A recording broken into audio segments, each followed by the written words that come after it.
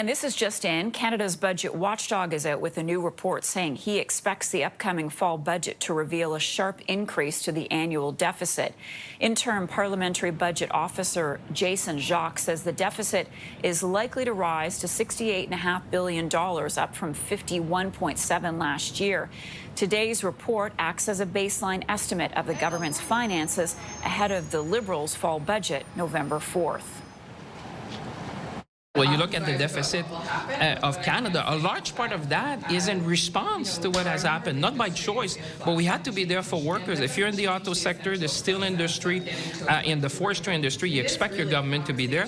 You also expect the government to be there to shift the economy. So we need to be shifting our industry for the economy of the future and at the same time building partnerships. So Canadians understand that what we're saying is that we're going to spend less so we can invest more. With me now is DT Cochrane, Senior Economist at the Canadian Labour Congress. Good morning. Good to see you again. Thank you, Marcia. Okay, so put this into perspective for us. Give us your takeaways. Is this good? Is this bad? Please. I mean, explain. It's never good to see a sharp increase in the projected deficit, but we also need to keep these big numbers in context. We can't fall into mega numerophobia. We have a $3 trillion economy. And so in historical context, yes, this is large, but it's not wildly outside of norms, especially at a time of crisis. And we face multiplying crises that require government leadership. So we need to see government spending, and cuts like the Carney government has been indicating are coming are actually the wrong way to go to respond to this issue. The wrong way to go?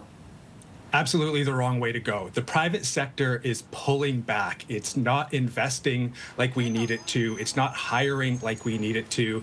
And it has long been understood among economists that when the private sector starts pulling back, you need the public sector to step up. You need it to create effective demand to keep the economy going. And that will actually help the private sector as well by creating demand for its products. So the right kinds of investments will not only give us more housing infrastructure, more healthcare infrastructure, it will also increase economic activity beyond that investment. So what does this mean for the upcoming budget then, DT? I think that it will be used as ammunition to justify the cuts that Carney has said he wants to make. He has warned Canadians that this will be an austerity budget. And the last time the government imposed austerity, all it did was extend the pain of the economic doldrums that we were in. And it will be even worse this time if the government does not make adequate investment where it will help Canadians and boost effective demand within the economy. How and where, DT?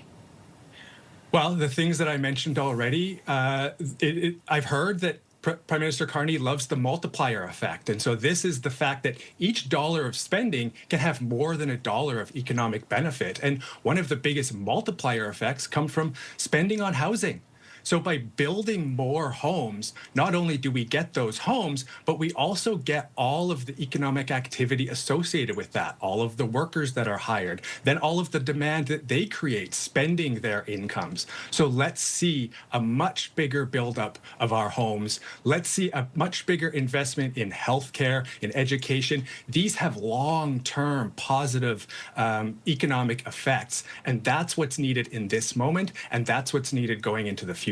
So lastly, let me ask you then, because we hear the minister refer to this as a transformational or generational budget, what does that say to you?